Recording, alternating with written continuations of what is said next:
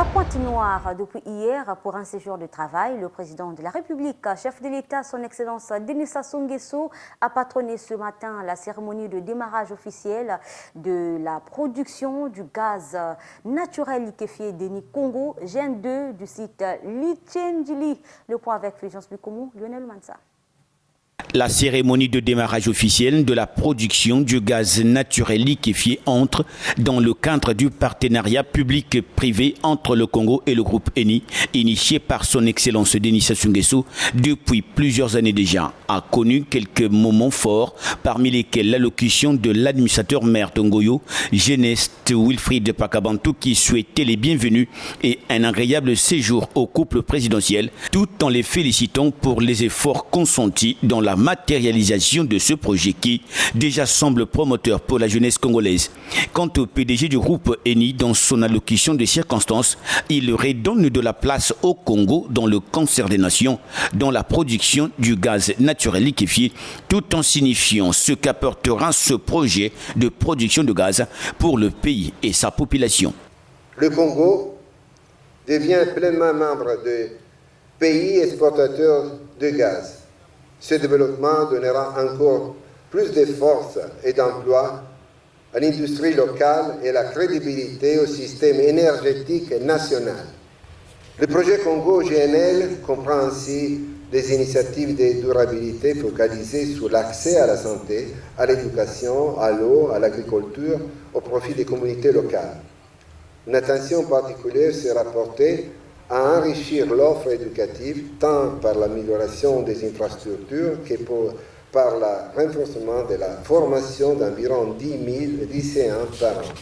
Toujours autour de ce projet, le PDG Denis a presque esquissé ce qui sera désormais l'avenir du Congo en termes de prospection gazière et de développement. Ce projet n'est que le début. Il y aura bientôt une deuxième phase qui amènera le Congo à exporter environ 4,5 milliards de mètres cubes par an. Et bien sûr, l'objectif est de faire de cette structure industrielle un hub pour collecter tout le gaz qui est actuellement brûlé ou celui qui sera encore découvert au Congo. Il est important de rappeler que l'exportation n'héritera rien au gaz que nous fournissons actuellement au système domestique. Au contraire, elle permettra de motiver de nouveaux investissements dans les recherches et le développement de nouveaux champs gaziers.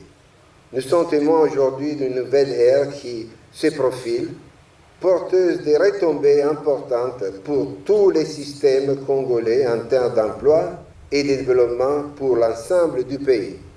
C'est dans les mots du ministre des Hydrocarbures, Bruno Jean-Richard Itouan, que se trouve concentré le potentiel de l'exploitation du gaz à travers ce projet GNL qui emmène le Congo à poursuivre sa marche vers le développement. C'est dans la constance, la cohérence, la clairvoyance, la pertinence, la persévérance, ou plutôt la pugnacité, l'ambition pour son pays et pour son peuple, d'un homme, en l'occurrence vous, Excellence, Monsieur le Président de la République, chef de l'État, que s'inscrit donc le voyage gazier du Congo dont nous célébrons aujourd'hui une nouvelle étape, une de plus.